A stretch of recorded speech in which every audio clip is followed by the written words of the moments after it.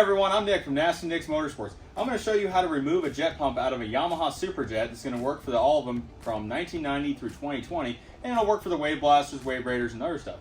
So as you can see, I laid down a piece of cardboard like an old school breakdancer, and I got an assortment of tools here. You're going to need a 12, a 10, a 14, some sockets. Go ahead and get yourself an impact, a hand tool, a hammer, and a couple flat blade screwdrivers.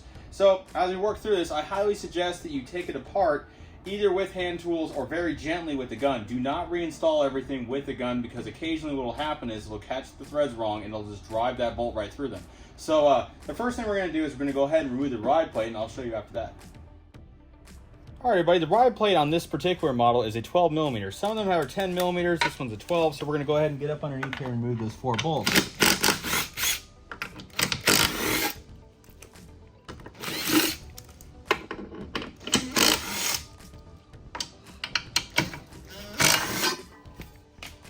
Drop that down, and I always throw the bolts on top of the ride plate. Now, the next thing we're going to go do here is we're going to unhook the steering cable.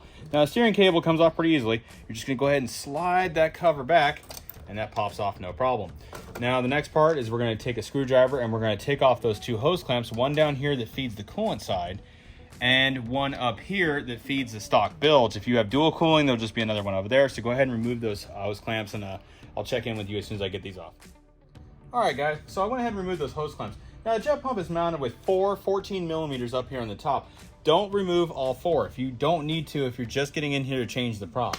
So that's what I'm doing, is I'm actually just getting in here to change the prop. So what I'm going to do first is I'm going to go ahead and loosen the 4 10 millimeters that hold the pump, the back half of the pump on.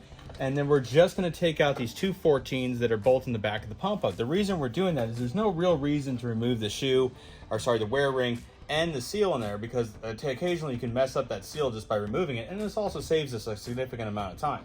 So I'm going to go ahead and take out these 4 10 millimeters right now.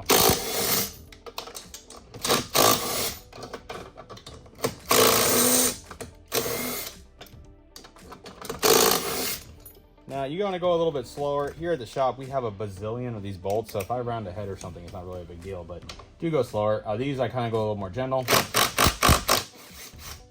And a lot of you guys are going to have shims back here. Make sure you make a note of which shims are where. I don't have any shims back here for whatever reason. Mine didn't need them. So we're going to go ahead and keep pulling these bolts. Now at this point, the jet pump's not going to fall down, because there is a little bit of a couple pins here and here diagonally that are holding this whole assembly together. So this is where your flat blade screwdriver comes into play. So you want to go ahead and go over here in between the wear ring and the rest of the pump, and that should just separate.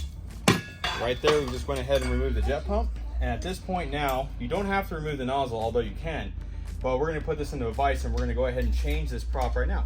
So when you go to reinstall, you're basically just working backwards. You go ahead and put the 10 millimeters in, snug them up, and then put in the 14s and reattach your hoses, and you're good to go.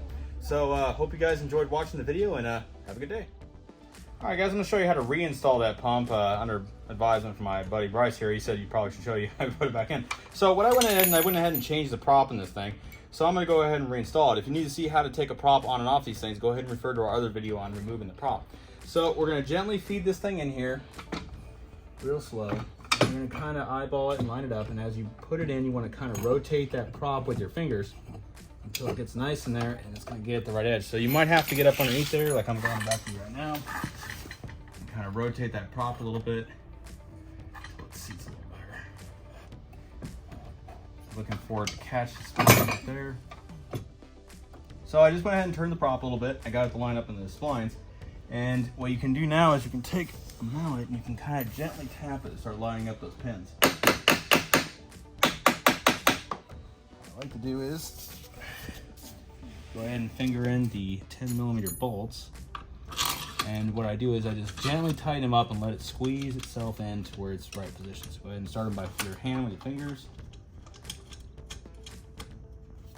Make sure they're getting a good amount of thread. And I'm missing one. Where'd it go? Oh, still in there.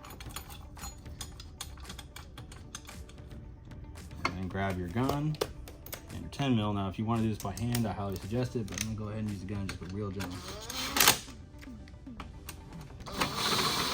Let that pull that pump into position.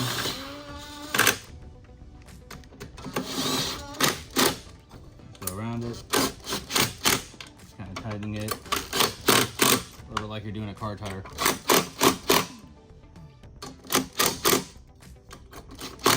I like putting the final torque on it using a hand ratchet. Gonna feel a little bit of resistance until it snugs up. That's good. Now, if you don't have these nice and tight, those other two 14 millimeters that mount the pump to the hull are not going to be lined up. So if you're worried about whether or not this is in the right position, if they're lined up, you're good to go. If they're not, then ones are in the wrong position. Okay, so those are good and tight. Go ahead and check our setup. Yep, they're lined up perfectly. So the last step is we're just going to go ahead and reinstall the 14 millimeters that are holding it up. As always, start those by hand.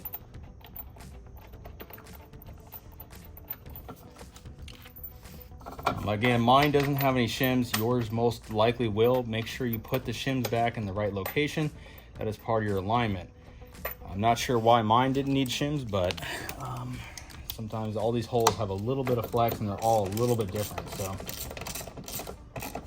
tighten it up by hand. Give it a good tighten. Now you don't want to hulk that thing on there. You just want to get it in nice and tight.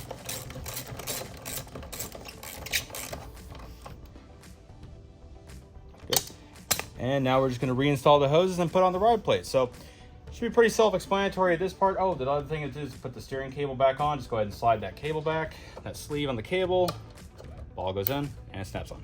So pretty simplistic.